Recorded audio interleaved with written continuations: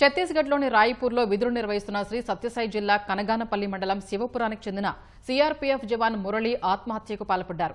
తీవ్ర ఆర్థిక ఇబ్బందులతో మనస్తాపానికి గురై మురళి ఆత్మహత్య చేసుకున్నట్లు ఆయన భార్య పావని తెలిపారు.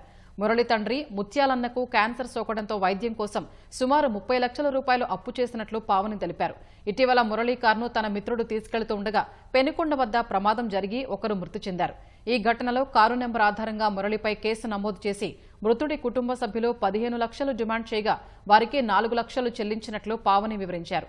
ఈ క్రమంలో కుటుంబాన్ని బాగా చూసుకోవాలని, చెల్లెలి పెళ్లి చేసి 2 పిల్లల్ని బాగా చదివించాలని భార్యతో ఫోన్లో మాట్లాడుతూ తుపాకీతో కాల్చుకుని మురళి బలవన్మరణానికి పాల్పడ్డారు. ప్రత్యేక అంబులెన్స్లో మురళి మృతదేహాన్ని స్వగ్రామానికి తీసుకొచ్చారు.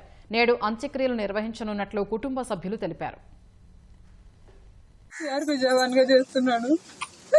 మా మామకి స్కిన్ క్యాన్సర్ ఫైనల్ స్టేజ్ లో ఉందని తెలుసుకొని మెంటల్ గా చాలా ఇదైపోయినాడు. చాలా సార్లు ఆర్థికంగా చాలా ఇబ్బందిగా నేను ధైర్యం ఇస్తే కూడా ధైర్యంగా ముందుకు రాలేకపోయినాడు. ఈరోజు నైట్ 12:55కి సూసైడ్ చేసుకున్నారని అడిగి చెప్తే వాళ్ళు కాల్ చేసి చెప్పారు. 2 పిల్లలు ఉన్నారు, చంటి పిల్లలు. వాళ్ళని కూడా ఎట్లా వదిలేసి వెళ్ళిపోవాలనిపించిందో ఏమమ్మా. ఇల్లు కట్టుకోవాలా, పిల్లల ఎడ్యుకేషన్ గురించి అన్ని అడిగాడు సార్. నన్ను చేశాడు సార్, నాతో మాట్లాడాడు సార్. చెల్లెళ్ళు పెళ్లి చేయాలా, పిల్లల ఎడ్యుకేషన్ గురించి వాళ్ళ నాన్న గురించి ఎక్కువ ఏడ్చినాడు సార్. నా దగ్గర చాలా ధైర్యం చెప్పినానైనా వినలేదు.